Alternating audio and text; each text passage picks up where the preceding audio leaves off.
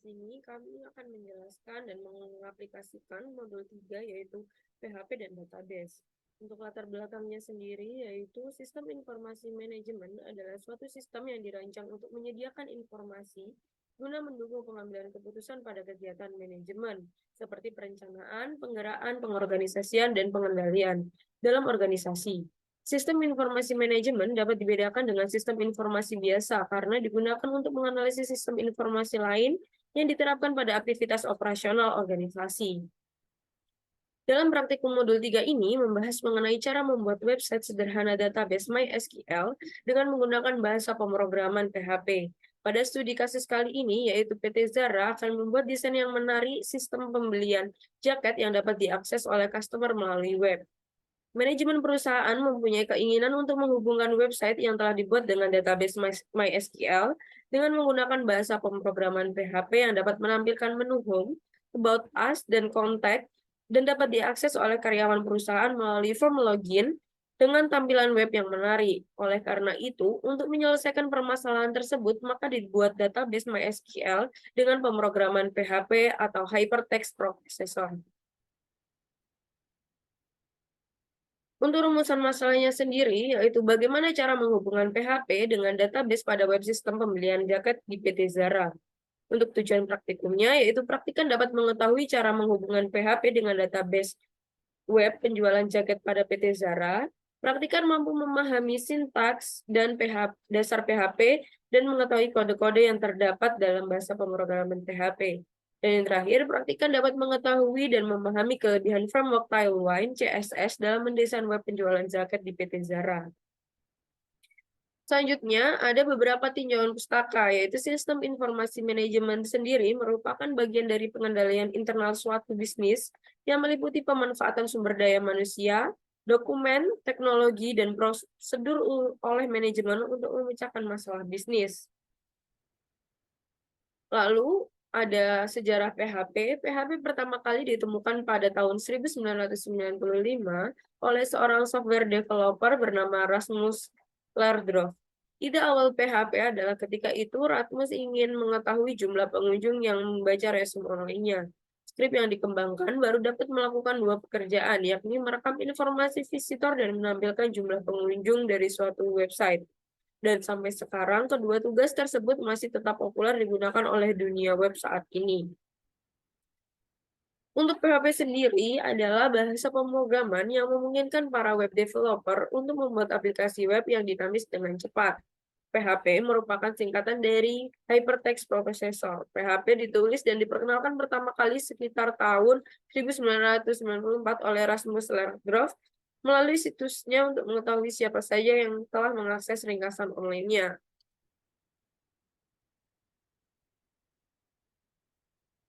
Lalu di sini ada database. Database sendiri adalah sekumpulan file data yang saling berhubungan dan diorganisasi sedemikian rupa sehingga data tersebut dapat diakses dengan mudah dan cepat dan diproses menjadi sebuah informasi yang lebih bermanfaat.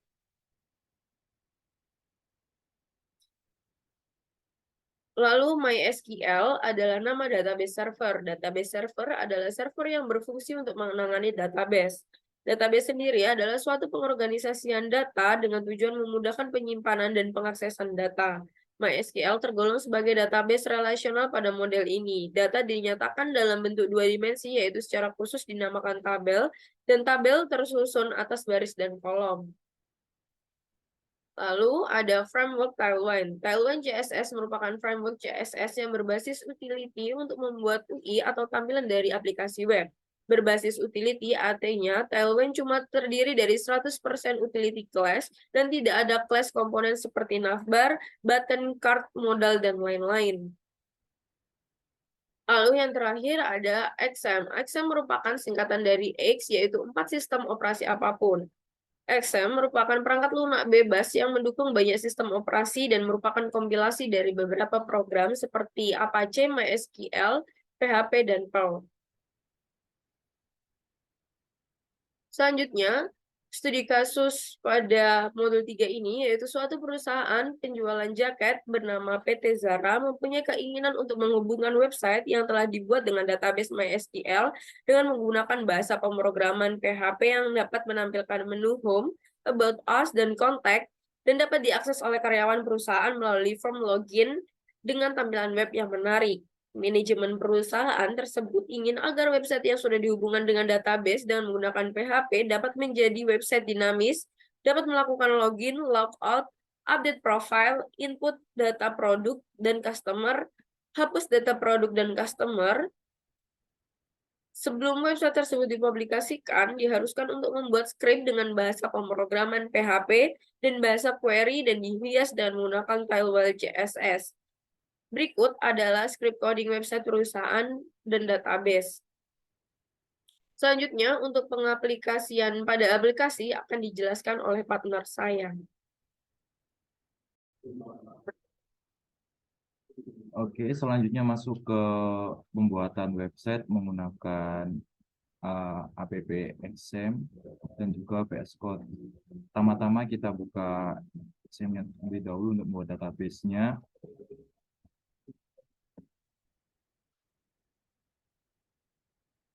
Selanjutnya kita klik Start bagian Apache dan juga MySQL.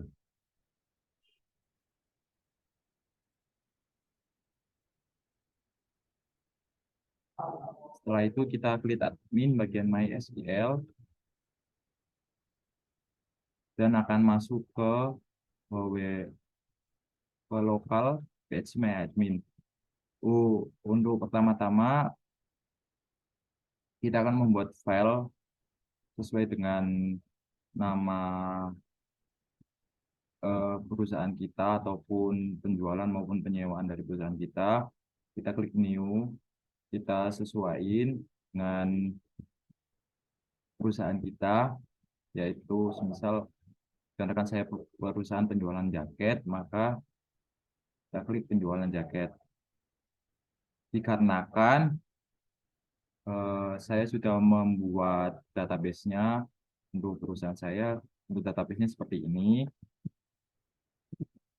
Di dalam database tersebut, dalam penjualan jaket, ini terdapat tabel-tabel. Yang pertama ada tabel customer, tabel karyawan, sama tabel produk.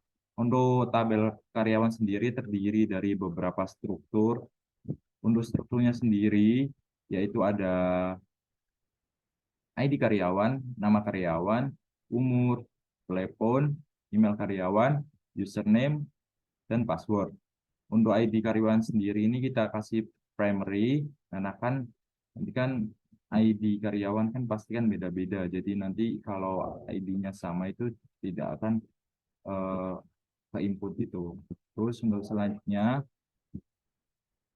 ada tabel customer. Untuk tabel customer sendiri strukturnya hampir sama kayak tabel karyawan, tetapi ada perbedaan dikit. Eh, yang pertama ada nomor pesanan, selanjutnya ada nama customer, ada telepon, ada produk, ada jumlah, ada harga, dan juga total. Untuk nomor pesanan sendiri kita kasih primary key seperti tabel karyawan sebelumnya, karena nomor pesanan itu tidak bisa sama gitu.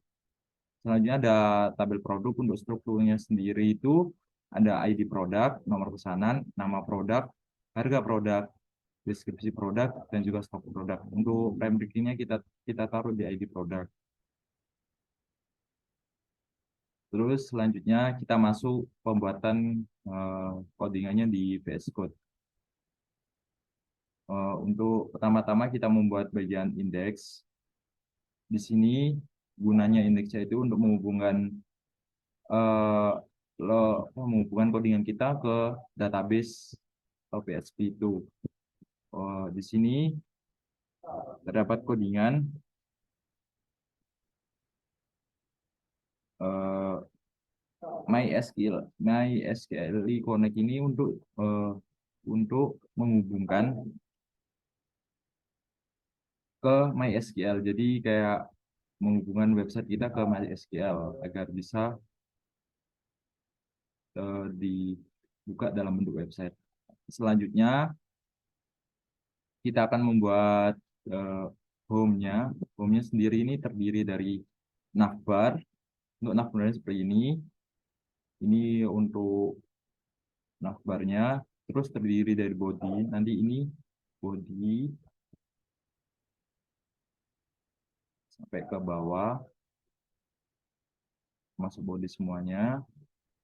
Terus nanti di bawah, paling bawah itu terdapat footer. Terus ini terdapat eh, codingan karet ini untuk menghubungkan kita contohkan seperti Instagram ini, kita bisa hubungkan ke Instagram kita. Jadi nanti lah kalau diklik nanti kita langsung ke Instagram kita. Untuk codingan home-nya seperti ini. Untuk output-nya bisa kita buka dengan cara localhost penjualan jaket ini sesuai dengan nama dari database kita. Terus strip home.php.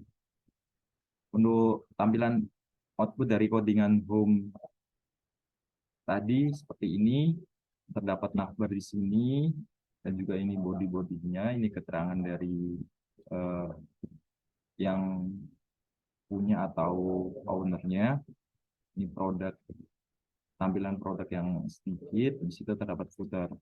Terus selanjutnya kita masuk ke codingan kontrak.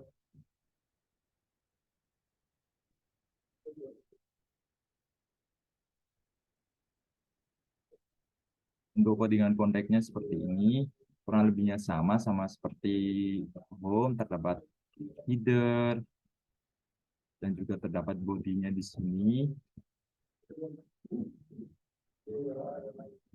Kurang lebihnya itu sama seperti yang tadi di home. Terus terdapat footer juga di sini.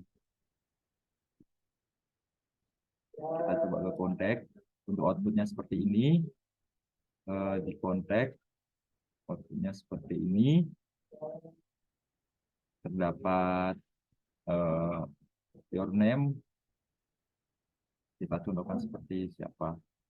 So, your number ini, nomor telepon kita, cara kita mau isi berapa, terus email, mau kita isi apa, terus ini apa, kamu keluarnya seperti apa kamu yang akan kamu tanyakan gitu, siapa, terus ini klik biasa, kita submit. Selanjutnya kita masuk ke codingan about us.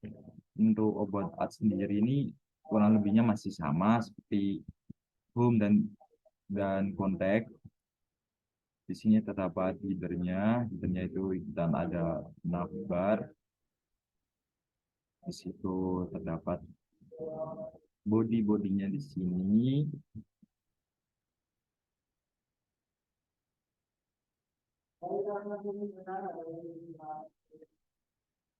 Ada ref dan juga ada image. Ya untuk tadi image background ini, style background image ini untuk menambahkan background di website kita. Jadi untuk outputnya itu bisa seperti ini, bisa kita munculkan background seperti ini. Itu tadi untuk cara memanggil backgroundnya. Terus di about us sendiri outputnya itu terdapat deskripsi tentang perusahaan Zara sendiri, terus terdapat produknya, contoh-contoh produk yang best seller. Di situ terdapat founder dari perusahaan Zara tersebut. Terus juga ini kita ada puternya. Sebelum itu, coba kita mau klik salah satu dari icon ini.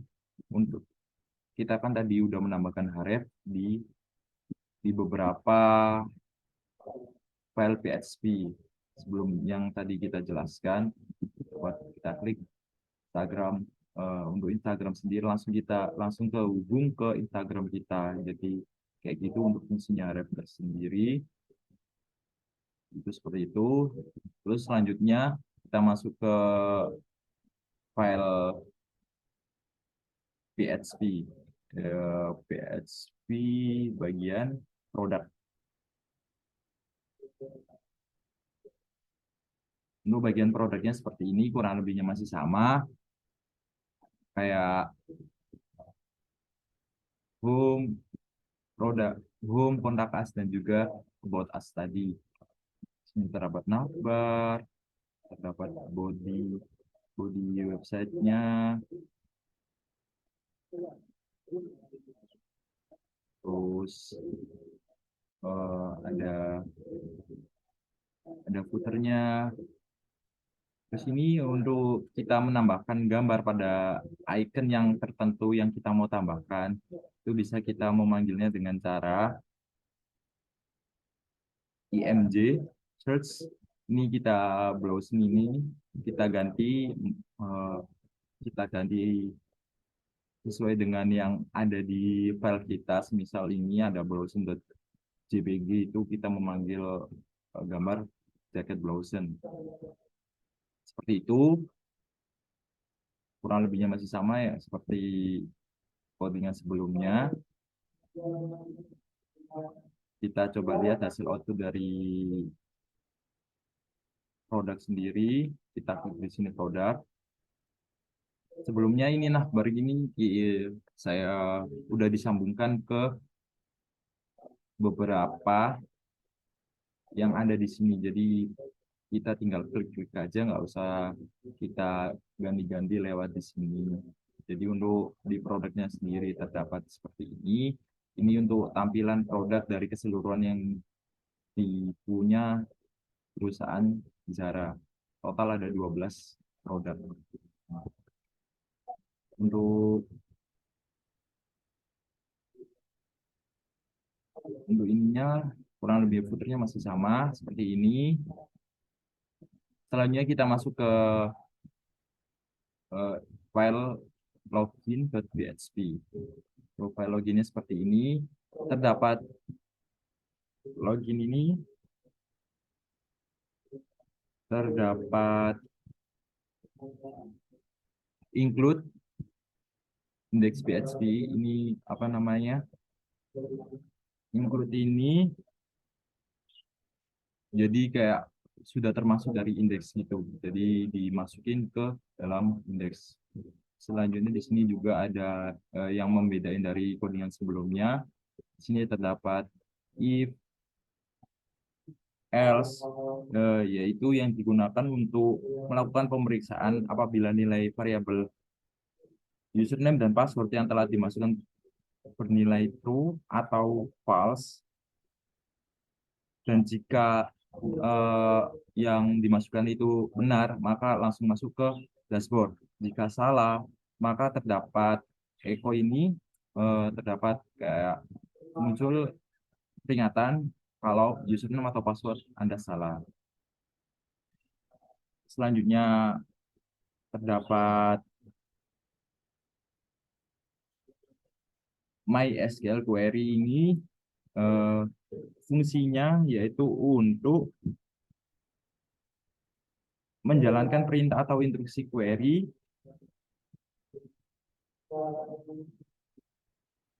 ke database. Jadi kayak menghubungkan data ke database kita. Soalnya nanti kan kita sudah memasukkan nama karyawan yang sudah di database seperti ini.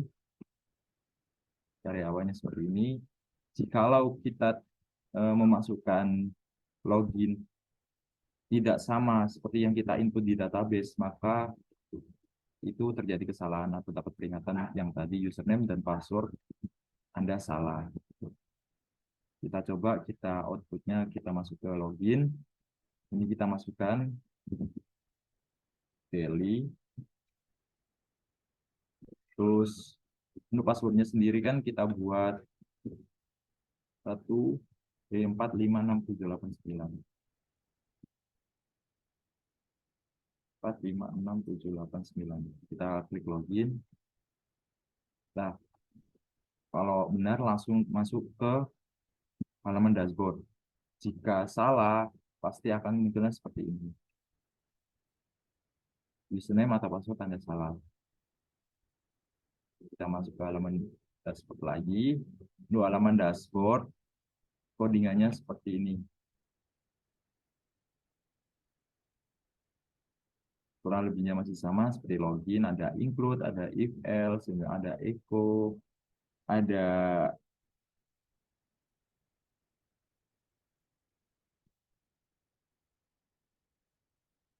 set session, terus ada footernya juga, kurang lebihnya masih sama, terdapat navbarnya juga. Untuk outputnya seperti ini. Selanjutnya masuk ke profile. Untuk profile, codingannya itu seperti ini. Terdapat include, terdapat if else. Ya, yang membedakan dari yang tadi terdapat if, nums query, terdapat while.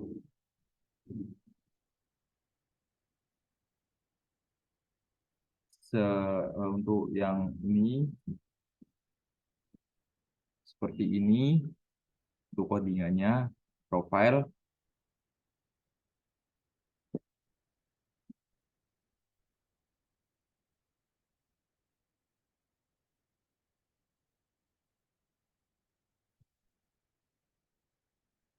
Untuk output dari profile sendiri bisa kita lihat di sini terdapat nomor, terdapat tabel yang berisi nomor, ID karyawan, nama, umur, nomor telepon, email, password, dan ini action ini untuk bisa kita edit. Jadi kita bisa update ID karyawannya, misal kita update A, kita lihat seperti ini A03, nama karyawan, umur 20, nomor telepon, terserah kita mau apa.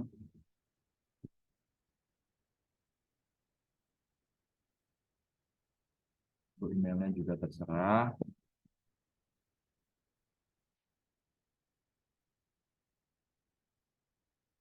Username, passwordnya terserah.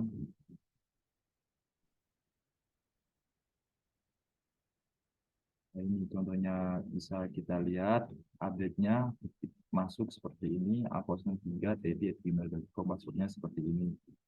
Untuk tadi yang gunanya dari codingan ini ada nomor satu kategori if else, ini untuk memasukkan data tadi. Selanjutnya ada data produk. Untuk data produk codingannya seperti ini, data produk masih sama, ada include, ada if else, dan juga ada my query, MySQL query, ada my nums row, MySQL query, masih sama seperti codingan apa namanya, codingan profile tadi. Lebih masih sama. Untuk outputnya seperti ini, data produk, terdapat tabel produk customer yang dibeli. Jadinya tuh ada di dalam tabel tersebut ada nomor, ID produk, nomor pesanan, nama produk, harga, deskripsi, stok, action. Untuk di sini terdapat actionnya ini kita bisa hapus dari produk ini. Tinggal kita hapus di jaket blazer. Kita hapus. Munculnya seperti ini. Jaket blazer itu terhapus di data produk. Untuk menambahkan produk juga bisa, yaitu dengan cara kita masukkan ID produk terserah di 078, tiga nama produk terserah, kita isi sel blazer, harga produknya sesuai apa terserah kita, pokoknya sesuai dengan harga yang terdapat di website produk tadi. Kita umpamakan 600 dari produknya, kualitas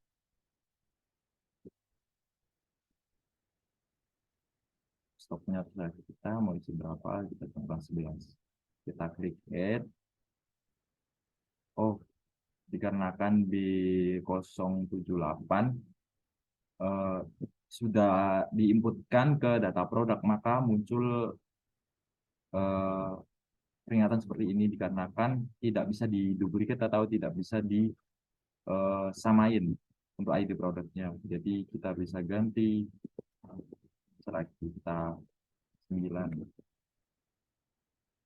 sama produknya ini kualitas bagus. Stoknya setelah kita mau stok berapa 11. Jadi kita add. Oh masih sama, ternyata masih ada B79, berarti kita buat B80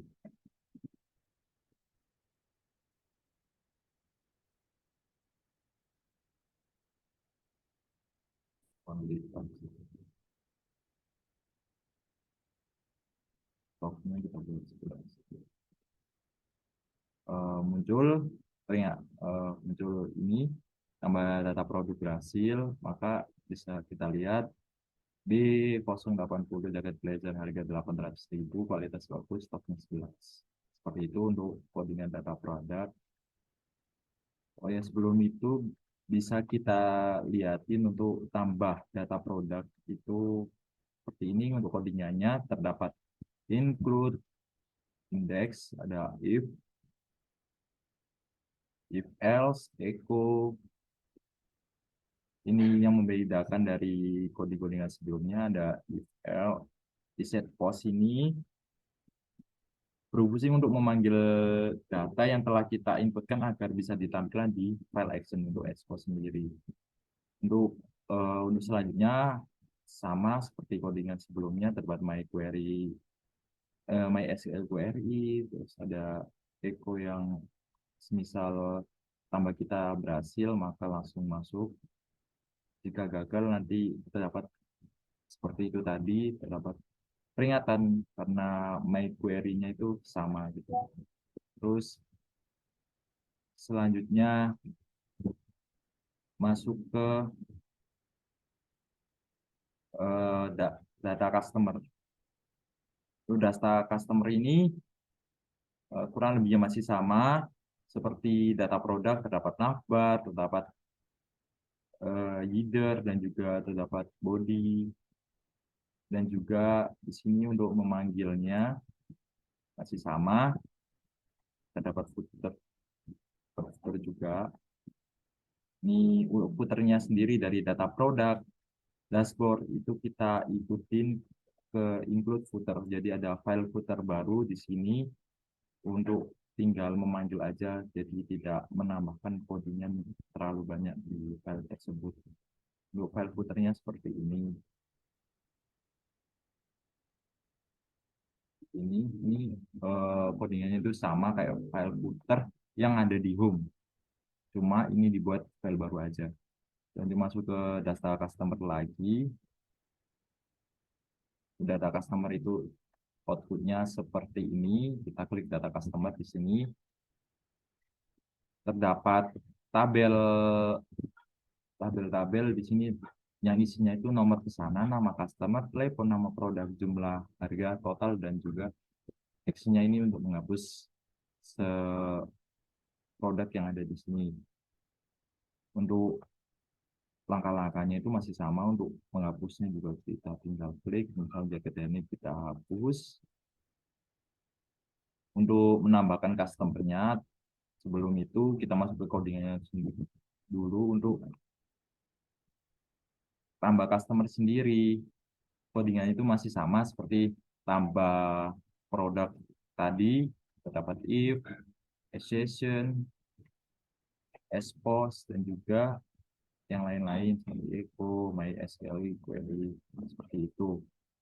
Untuk menambahkannya masih sama seperti tadi, tinggal masukin saja. Untuk nomor pesannya kita bedain, soalnya kita kan tadi diberi primary, jadi tidak boleh sama. Kita cuma 11, nama customer ini serah kita siapa. telepon, terserah kita untuk produk.